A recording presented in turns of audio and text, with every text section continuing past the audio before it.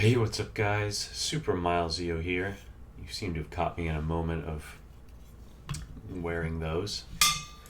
So, today, as I promised, we are back and we're going to talk about the next song on the album called Chasm.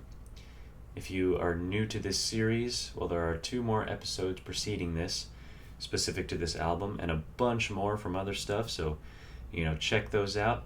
Today we are getting into Middleman, which is quite befittingly one of the middle songs of the album, you could say. It's also probably the most personal and also kind of emotionally the heaviest on the album.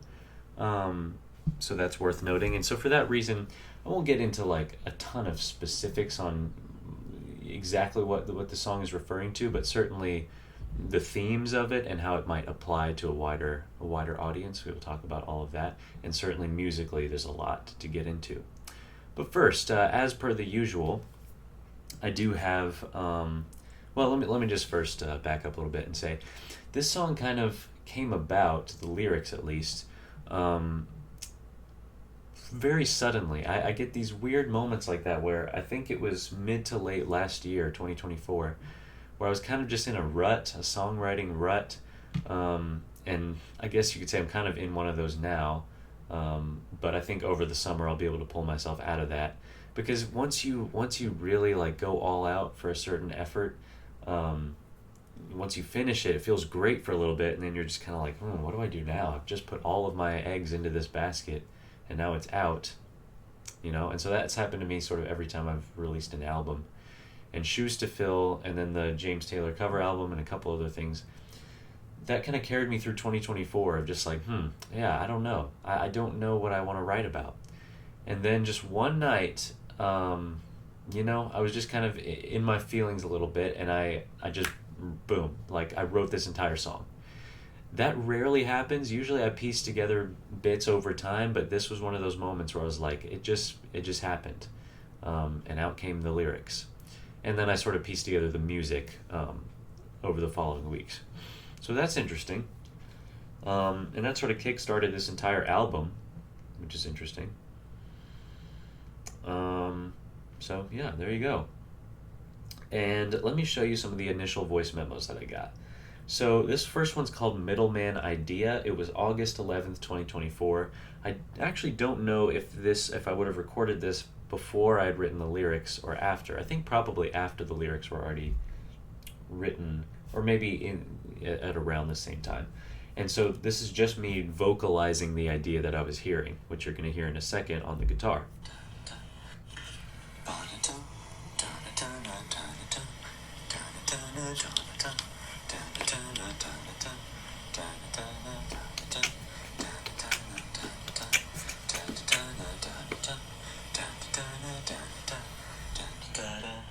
Do I do anything else?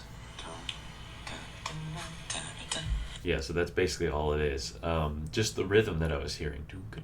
The exact notes don't matter. I had the groove in my head, and that was enough for me to remember it going forward. Oh, I forgot to mention, I made my room blue, just for the occasion, since the song is so blue. That's a thing I can do. So how about that? And then I had middle melody, maybe, or what is that? Oh, that's probably a horrible recording. Sometimes my phone is inadvertently connected to some sort of Bluetooth, and that recording is just really awful. But here's a one called Middle Chords Idea, and I think that was me playing around with some progressions on the piano.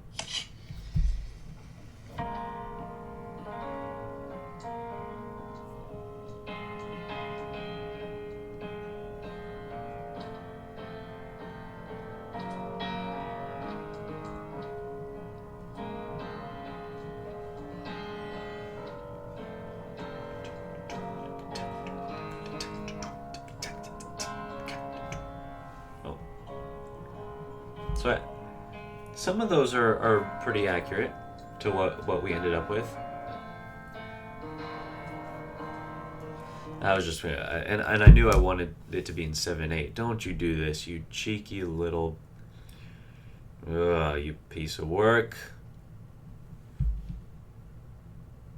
There we go. All right. So let's go ahead and get into this Logic session before I get more distracted here. Almost stopped the recording. That's not what I want. Boom. Here we are. Middleman. Definitely by far the most busy Logic session that we've seen in this album thus far. Let's get into all of it. So we've got a lot of moving parts here. Do I have anything else? Nope, this is it. So there's an interesting thing here. Let me put on some headphones and we'll get right to it. And my guitar is back there. I'm gonna grab it at some point and show you kind of how you can play this progression. I'm even a little rusty on it. I've probably just recorded it in pieces and put it all together. So I didn't spend that much time actually practicing it myself. But what I did here, and I knew I wanted to do this for some song. I didn't know specifically for this one, but it ended up working. So I've got cello. The cello is a big part of this, and it is real cello. So I don't know how I can demonstrate this to you. What is this? Okay, so that's one. Yeah, so you can see what I did here. I don't do a lot of sampling. Here's an E for you. I don't do a lot of sampling, but I did. So my girlfriend plays cello, and so we have one here. I do not play the cello, but I could figure out how to pluck the string. And so with permission, of course, I grabbed her cello and I sat in front of this mic and I recorded every note on the cello chromatically as high as I could go, starting at the lowest C and going all the way up the neck on every string. And I sampled it and I put it on my keyboard so I could play the cello. And that ended up with a really cool sound. That was the basis for this.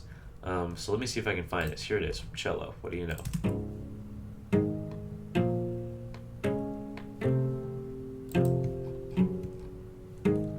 That is all real cello. I'm playing it on MIDI, but it is a real sound. And I think I had this as an example, or was this... I know I had a MIDI example of that at some point. I definitely did. I muted these tracks. Oh, that's the guitar part. We'll get to that in a sec. Let me mute those real quick. So that's the basis of this. Like I said, this song is in 7/8. But there is a weird meter thing happening that could throw you off, so let's talk about that. The cellos, and that's initially all I had, was the cello and guitar. The cellos are playing on kind of the strong beat, so I think it's like,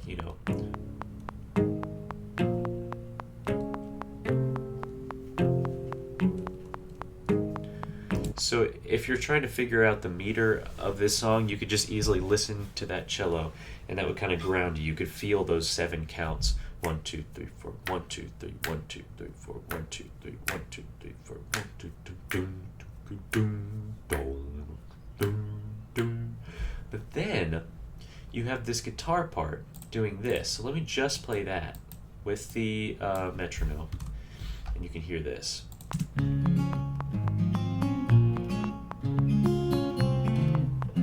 Oh wait, I just want the fake ones for now.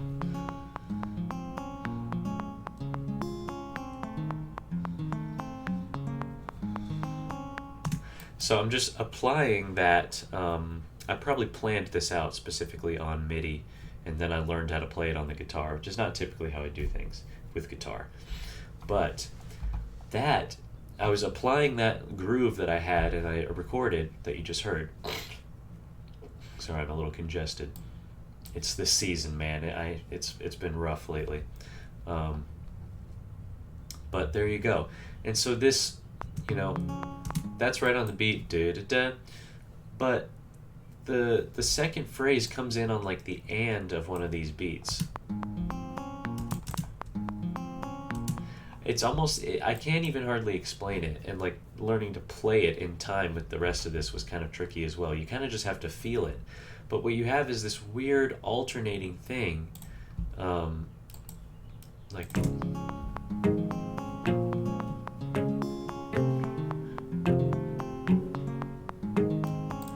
So, yeah, it's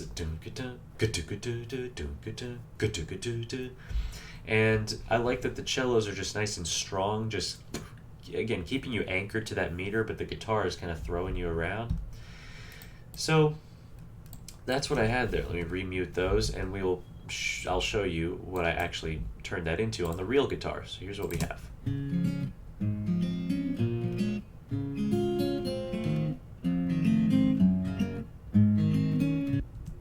So let me real quick show you that on my real guitar. So I'm going to return to you real quick just before we go any further. And that was played again on, come here, on the GS Mini. I'm wearing my Bowser shirt.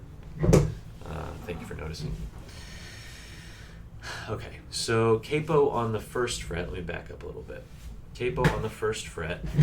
Which way do I go? Here we go. And it's kind of central to the key of C, which now is C sharp or D flat, however you want to think about it. And so, capo first fret.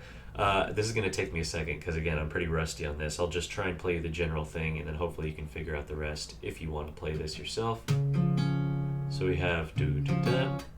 And then you could either use the thumb. I've lately been using the thumb because I've been doing a lot of John Mayer. Or you could switch to this fingering. Either way, so. And then switch to an A minor 7 shape. And you can pluck those two notes and back to a C shape, right? And then let go of this string. So open B string, no, but you finger that note. So it's kind of, now we're kind of in this territory, but we're not playing that bass note yet. And then you have kind of an F shape, so really you only need these three notes. And then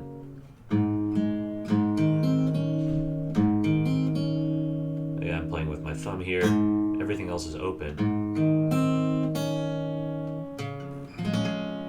In the last chord, I kind of play that extra. There you go. So all together, very slowly. And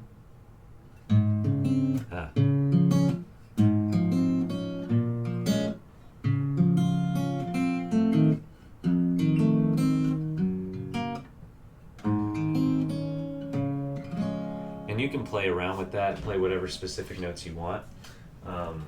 Just wanted to show you that real quick, and we will press on. All right. That's the type of thing that's like, there's some songs that I write, and I've been trying to sort of change this approach sometimes. I think it's okay to have a mixture, but I write a lot of songs where I'm like, man, I can record this, but if I ever wanted to play this live, I'm like, God, how would I do this? And this is one of them. I'm like, that just wouldn't be a self-sufficient guitar part on its own. It's very cool in context, but I would have to adapt the entire guitar part to be more of a solo appropriate thing. That would also just be really tricky to maintain that meter while I was singing this, so I don't know. I definitely have a few songs on this album that are specifically meant, not exclusively meant, like I'm still not holding myself back necessarily from what I want to do, but a song like The Jack, for instance, that would be super easy for me to play live. And that was kind of what I had in mind. Mask is another one that if I just sort of change the strumming pattern, it's a great one to do live. By My Side is also fine. We'll get to those, but that's been my approach. I'm like actually thinking somewhat about how I would approach this live, and that weirdly does help you kind of weed out some of these things that are like, do we really need all this? Again, I'm rambling a little bit, but you get the idea. So let's return to the sesh. And altogether we have that. And then the last edition I had, again with my acoustic bass, you're seeing a lot of that guy on this album.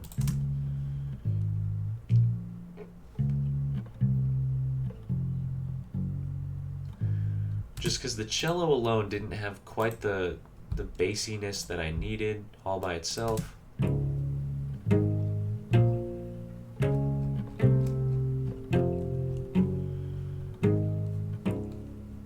Yeah. And so all together we have this. And then we also have some flutes. So let me just go ahead and play. Oh, no we don't. The first one we don't.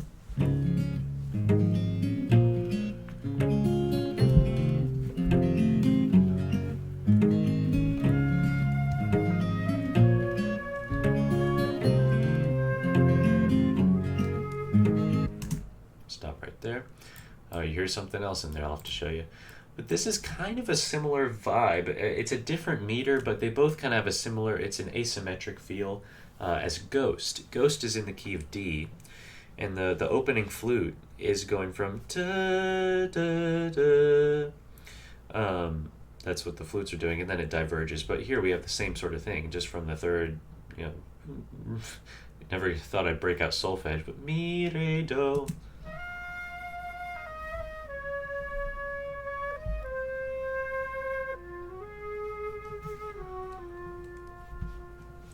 Yeah, so there's two flutes going there. Nice fade out. And I sort of took a similar approach where the flutes kind of are doing different things every time, getting a little more intense or more laid back depending on the mood of the verse. One last aspect to talk about is this string ensemble here, wherever you are. So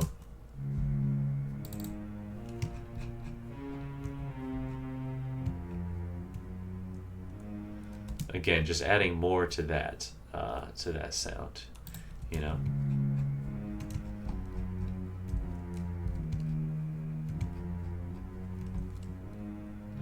Again, MIDI strings can be a tricky thing, but my general opinion is that if it's in the background as support, it's fine and actually great. Maybe still not, definitely not as good as like legit strings, but like it works just fine for me, especially the lower it is. As just support in the back, it's great.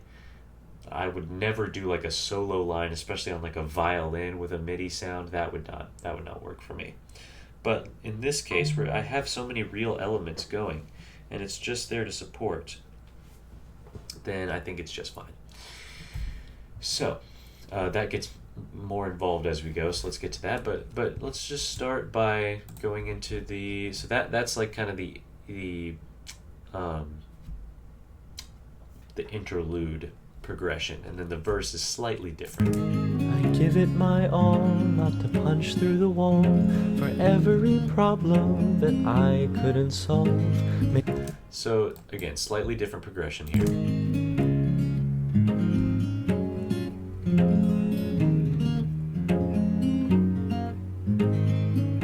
Let me just play the guitar. I'm not going to get back out my guitar and try and noodle through this right now. I'm just going to play you the notes. You saw the shapes I was using. You can figure out how to play this. And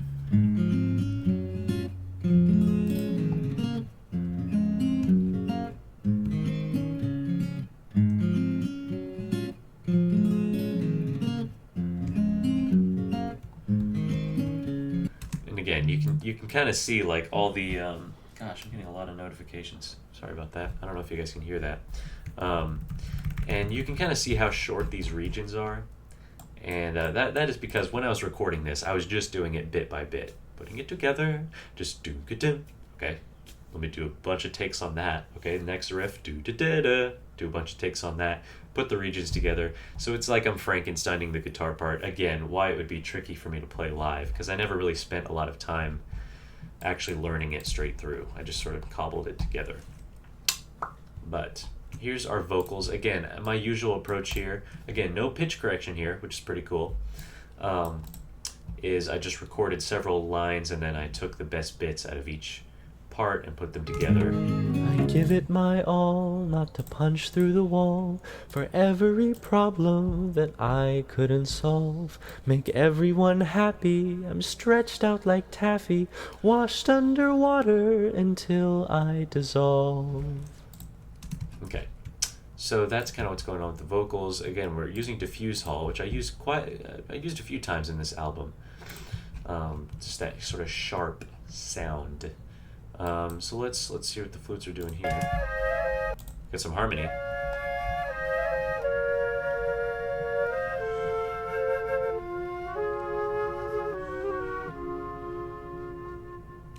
Yeah, it's nice.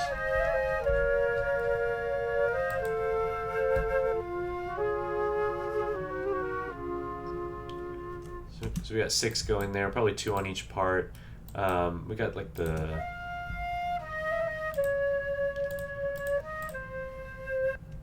lead there, I guess you could call it.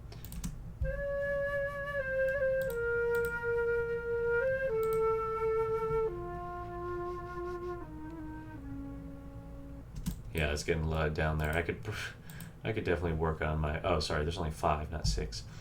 Definitely work on my tone in the lower register a little bit.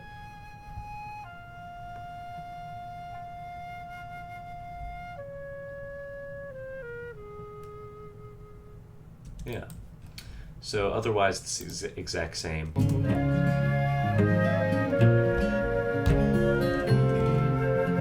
Except I think we've added more here.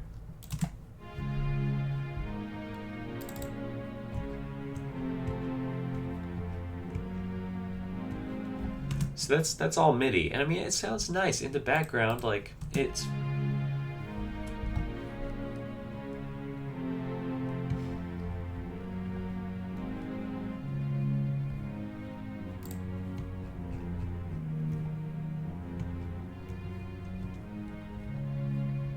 You know, you'd never be any the wiser. Probably. Started as a crush, matches made in a rush, with intricate blueprints that faded to gray.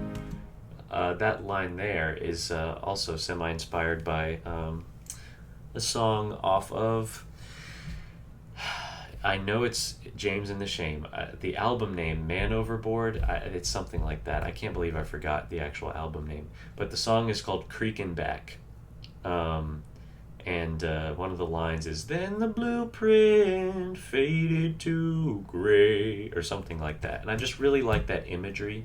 It's just, man, it's a tearjerker. So I took that, and even the part where it goes down to the with intricate blueprints that faded to gray. Yeah, and then we bring in the flute for the verse here.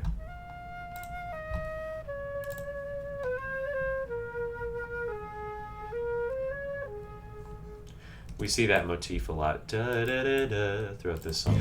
Cursed to care and desperate to share, but then I think of the names that I don't dare to say. Okay, so that takes us through the first 2 verses. Not all too much. The song's very repetitive. You got that riff just sort of ad nauseum over and over. But now actually the guitar drops out, and so we're just left with this, and I did that because I wanted the vocals just have a moment to be a little bit less intense.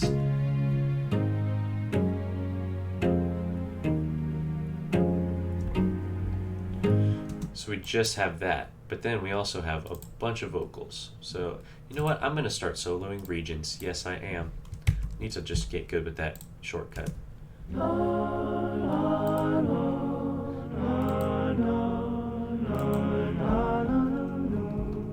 I told you that motif. Na, na, na, na. So.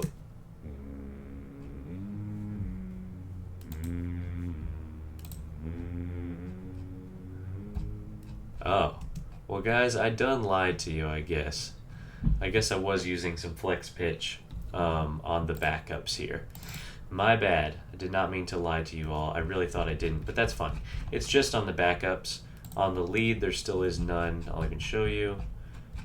Wherever you are, yeah, no flex pitch on the vocals up here, but there are some on the background. All right, whatever.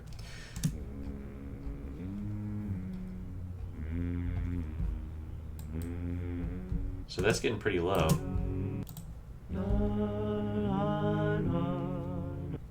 Yeah, that nice major 7 clash.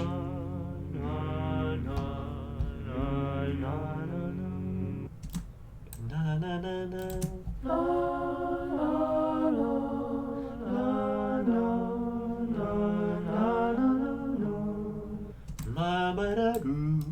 So.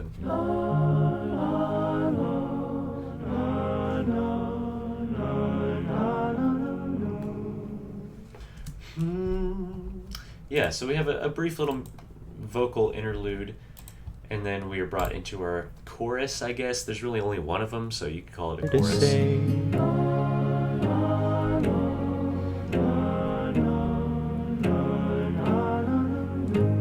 Pages torn out of books, puzzle pieces chewed up and spit out on the floor. I don't really care to look as somebody boards up another damn door. So the guitar part is different here. It is a bunch of strumming as opposed to arpeggios. Let's play that real quick. No bass. And what did I just say? I said I'm going to solo regions, and by darn it, I'm going to do it.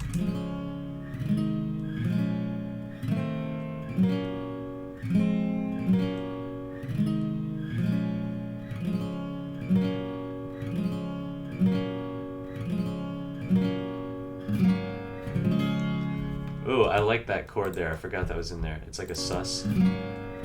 That's one of my favorite chords. Like, obviously not that specific one, but like note-wise, just that voicing in any key. That sus chord where you sort of have a 4 chord over the 5th of the key. So in this case, it's like a G flat chord over an over an A flat. Yeah, and then we're back to our thing. So, and then I think oops, these guys are doing the same thing, maybe.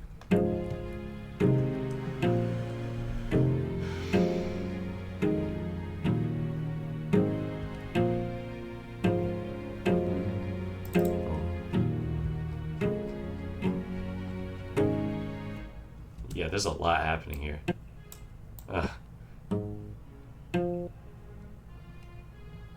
Whoa, wait, what is happening? Oh, it's because I'm selecting multiple MIDI regions. I was like, whoa, what? So cello doesn't really work when you try and select all of them like this. But we just have...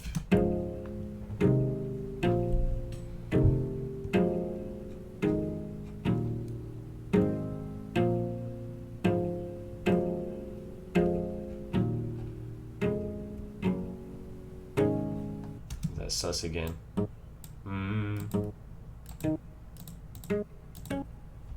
I guess that, yeah. But it's an interesting voicings here. I'm kind of alternating between these weird, like, kind of open, like, ambiguous voicings and more dense, like, crunchy ones. So, like, this one, that's kind of, it's just a very open voicing, but then that one there, it's I think I have, so that major 7,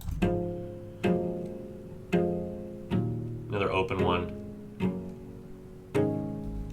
So interesting mix there.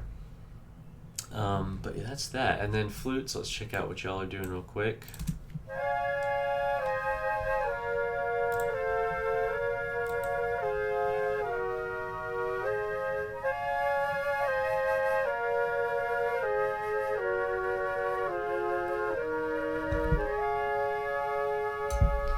Yeah, so they resolve early, which I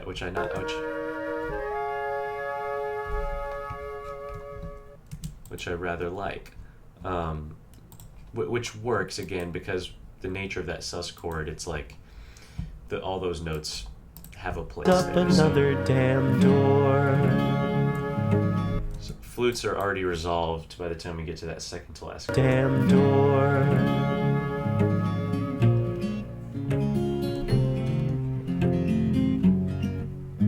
Same exact interlude there. They can fold me and throw me, but they'll never know me. Why am I here?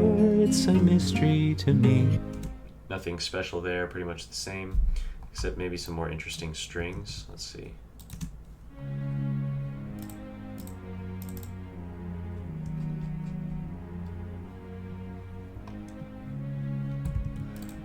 Yeah, I think there might be some more going on there. Not sure. Yeah, and this imagery here, this fold me and throw me, which we'll revisit at the very end. I don't know if this is obvious, but I'm referring to like a paper airplane. Maybe I should just briefly, I'll talk about like the theme of this song. Middleman, you've heard the term, I'm sure. Yeah, I'll just keep it brief and say that like people are complicated. The end. And like people don't always get along, right? And throughout my life I've been in many situations where I'm not necessarily put into the middle intentionally by others. Maybe I just naturally take that sort of place just because of who I am and being more of a non-confrontational person, wanting to get along with everybody and everyone to get along. Throughout my entire life, either from family or friends or relationships, like I've ended up in positions where there's kind of people on either side of me that aren't quite meshing, they're not getting along, but I am friendly with everybody, or I want everybody to get along in that sort of sense. And that's a tricky place to be because look, some people aren't going to, like, it's unrealistic to expect that, but it's still tricky, and it does suck. You still want to be in this world where like everybody just magically gets along, but I don't know, it's tough. But this paper airplane thing of almost like it's almost like in Harry Potter when it's like Dean told Parvati to tell Seamus to tell Ron that, and it's like, I'm not an owl. It's like, and that really hasn't really happened to me that much. Nobody like forces me to deliver messages to other people because they refuse to talk to them. But it's that imagery. It's sort of that just frustration of like, why can't you guys just talk? Like, why do I have to be the connective tissue between these two people? But so it's that paper airplane, just like using me as a paper airplane, fold me, write a message, throw it. Yeah. So take that imagery and do with it what you will. But yeah, that's about all I feel like needs to be said about the themes of this song, and I hope it does apply to a wider sort of audience. If you can relate to it, let me know. But let's get back into the music. Dancing around to the sizzling sound of cigarette burns in the family tree. That is a nice flute line. It kind of hides in the background, but let's listen to that.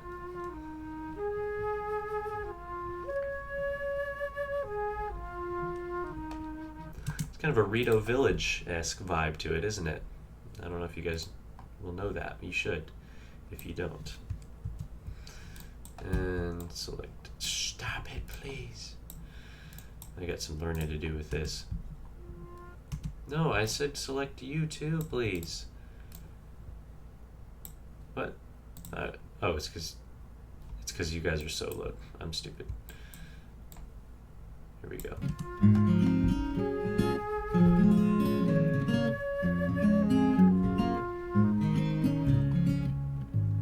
Nice. And then we have another interlude with by far the highest, shrillest flute part in the song.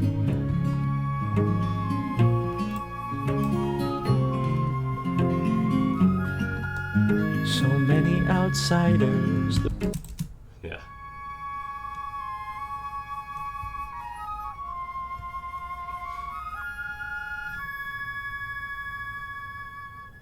I don't even know how many tries that took to get it right. Flute is one of those weird instruments where, like, it's not like trumpet where your muscles actually significantly like deteriorate with non-use. I don't know the word I'm looking for, but like, yeah, you step away from the trumpet, you come back in a few months even, and like, man, it's like, gosh, do I even know how to play this thing anymore? Like, you have to build back up those muscles. Flute, it's like I can pick it up after a year of not playing it, and I can still play it. I definitely feel that like it takes me a few days, if not a few weeks, to get back to where I feel halfway competent. But so it does sit on the back burner. It's right there next to me on my flute stand, but I really need to just start picking it up and playing it more. All that to say, sometimes those high notes take me a while to get right after I haven't played it for a while. But anyways, let's move on. It's getting wider, and I'm growing weary of begging and pleading. My world is in bloom as I dream of a room full of people that already had their last meeting. So for the last verse there, the guitar, the arpeggios drop out, so we're just left with the plucks. And that is actually one line I do want to talk about. Full of people that already had their last meeting. That's the real gut punch line, isn't it? And I knew it when I wrote the song. I was like, ooh, this is going to hit. But basically it's like, look, without going into too much detail again, this could happen to anyone. You could relate to this. And it doesn't always have to be like the most depressing thing in the world. It's just a part of life that you got to get used to. But like, you're going to meet a lot of people in your life. You're going to interact with a lot of people. You're going to be in a lot of groups of people, whether that's your middle school class or your high school class, or a choir group, or a play that you're in, or I don't know, a book club or a kung fu class. Like, you're going to meet a lot of different groups of people. And you might never know, like, when is the last time you're going to meet up with those exact people, or even the last time you're going to see individual members of that group. Like, for all I know, probably most of the people I went to high school with, I will never see them again in my life, ever. I might see them on social media, but like in-person meeting, and that's a sad thought for me. Like, I am somebody, I've always been nostalgic. I've always tried to preserve little bits of my past. I mean, you can see that on my YouTube channel. I film dang near everything. I've got a hard drive full of stuff. And I think that's where that stems from. It's like, I want to preserve that. And so the idea that like I'm not even going to lie, even if I don't even like the people that much, just knowing that like I'm in this group and I'm interacting with these people, I've gotten to know them, and at some point I'm going to either quit this group or I'm going to move on. I'm going to have to move on to the next thing, and that's it. I'm never going to be in that group again. It's a crazy thought, and of course it makes it all the worse when I actually do like the people, which is usually the case.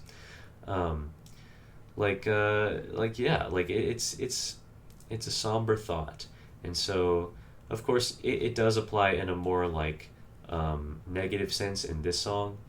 But just in general, like, that is something. And my high school choir director, for all of his craziness, he did say a lot of the time, like, really cherish this moment. Every time we'd have a concert, he'd say, like, this, like, especially like when we got to like senior year and stuff, he'd be like, this group is never going to be the same. Like, we're going to keep having this choir at this school, but like, it's never going to consist of this exact group of people. And cherish that moment of singing with this specific group of people. And so that's how I've tried to approach my life going forward. But so then this line hits extra hard of like, you're dreaming in these rooms full of people that may never be in the same place again at the same time. Do with that what you will, and take that with you. And we're going to move on to more music, because I'm not a philosopher nor a therapist.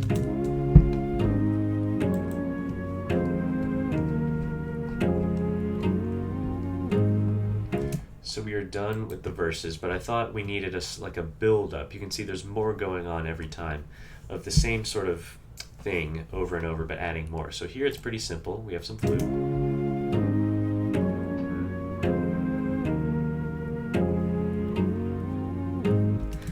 I do like the progression that the bass takes. So,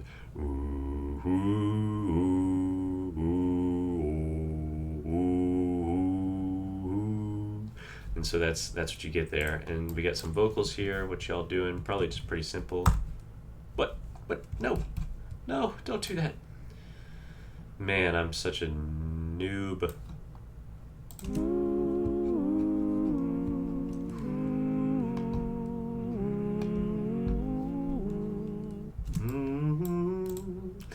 Stop it, bro.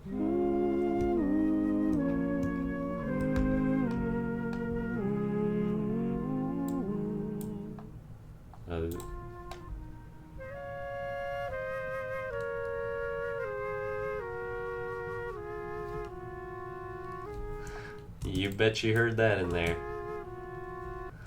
Yeah. You got to use those moments sparingly, but man, it can just be the most tear-jerking thing when you do it right, and I hope I did.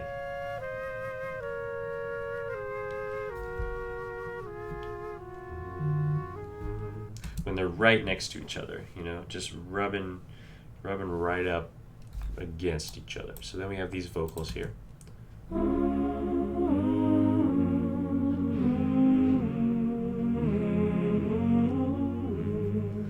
So, of course, there's a lot you can do with the phrasing here. I've really tried to, first of all, you might hear, a lot of, air in it. That's because, when I get up to this mic, sometimes it'll be I am actually blowing a little bit of air from my nose as I sing it.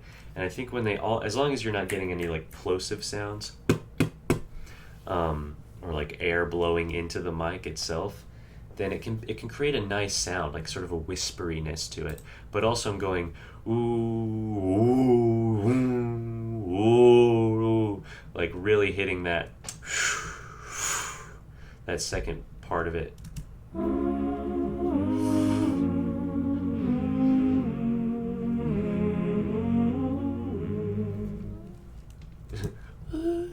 Is that, I don't know what that is.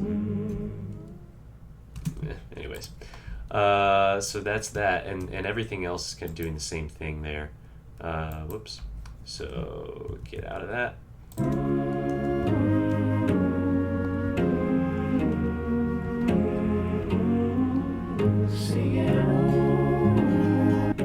And yeah, up until that point, the arpeggios were not playing, and now they join back in.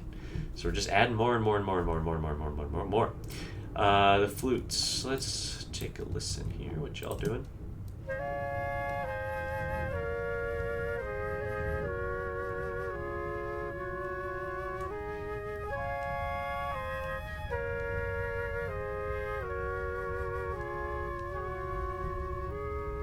There's a little flub in there. But doesn't matter. It's all blended in. So then I said, singing ooh. Singing ooh.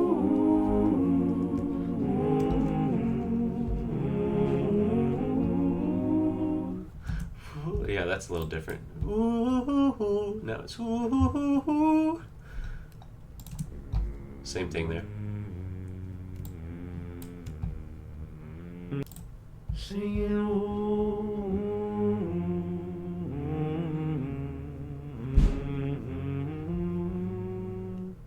Yeah, and this is probably by far my favorite, maybe my favorite part of this song. I don't know, but this, I really like how this turned out, specifically the last part. Let's take a listen. Fall me, throw me, catch me, burn me.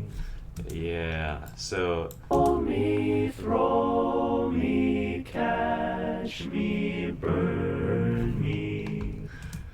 It's got to be that burn me. I don't know, something about that. I really just heard that and I was like, I need to really emphasize that. Catch me, burn me. So I added like 6 tracks just for that one part. Catch me, burn me. And I think some of you might even be altar boyed. Yes, you are. So just these two, I think, have the little altar boy plugin. Just for that extra boost. But yeah, so on the burn me, where did I get that sort of idea from?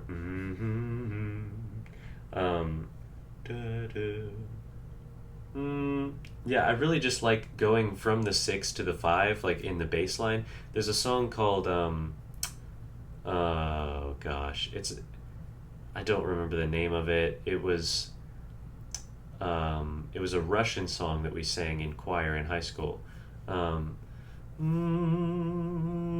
But the bass part in one of the parts goes.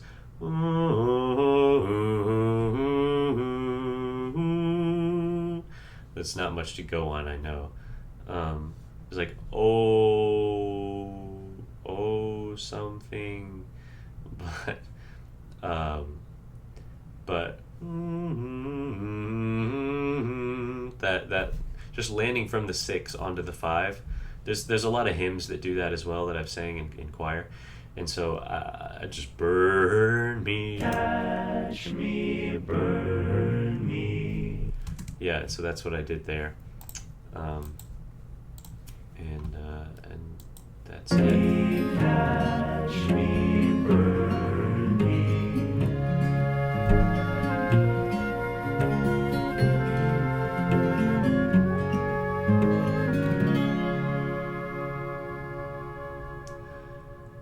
And that brings us to the end. But with these flutes here, there's a moment that I really like in there.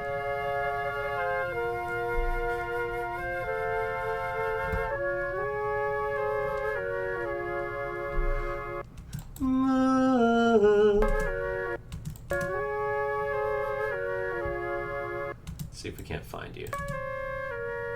There you are.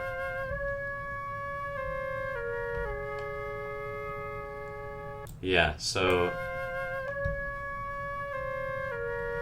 And again, I like that D flat comes in, like it resolves a little bit early, so, you know.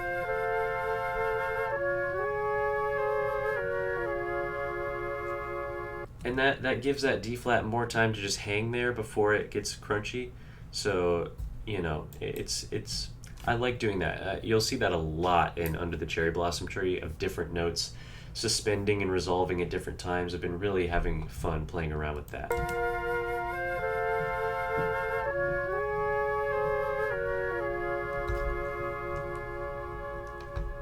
Yeah, so we got a slow fade out on the flute, and of course we have the same arpeggios, but we have one last just fully just rolled chord at the end.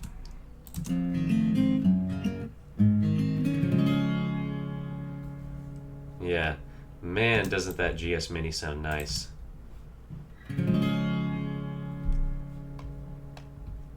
Yeah, this was with the medium gauge strings on it, by the way. It's got Gibson strings on it right now, which I've actually really enjoyed. They're light gauge, so it just really they recommend medium gauge because the tension will feel a little bit more akin to a full-size guitar. And that is true. I did like those, but I've just put light gauge Gibson strings on it just because I got rid of the J45, and so I had a bunch of Gibson strings left over. And man, they go bad really quick. That's one thing I love about the D'Addario coated strings is I could leave it on for like a year and it would still be decent. But I changed those like a month ago and they're already like brown, so or like more brown. But it's fine. It actually gives it like a nice like Gibson-ish sound, like a James Taylor early 70s. But anyways, I digress. But this was with the super bright D'Addario strings. But guys, that's like it. So not a super long song. Oh, this session has a bunch of other stuff going on. This was a song of my dad's that I recorded. I don't know why it's in this session. Here's all the cello sampling.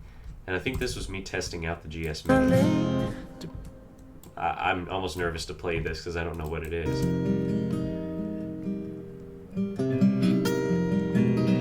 Well, there's multiple things happening. Oh, it's you. I think this was Frozen Man. Merciful God. And my brothers and the others are lost at sea, and I alone am returned to tell thee, hidden in ice for a century. That's enough of that. Yeah, I was just testing out the GS Mini. Sounds great, doesn't it? The guitar, at least. My performance could use some work. But guys, that's it. That is Middleman. Let me take a quick little screenshot. Oops. I meant to do it like this. Let me get rid of this side panel. Take a little screenshot for the thumbnail. Say cheese. Bang. And let me come back to you.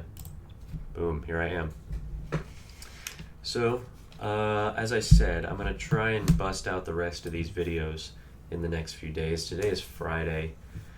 Tomorrow is going to be a little hectic, but I might be able to squeeze one in there. Sunday might be dicey as well. Monday should be good, though. We'll figure it out. There's not that much left to do. It certainly won't be super long of a wait. But, you know, that's all I got for you today. You enjoy the rest of your day and the rest of your life, gall darn it. And I'll see you when I see you. Peace out.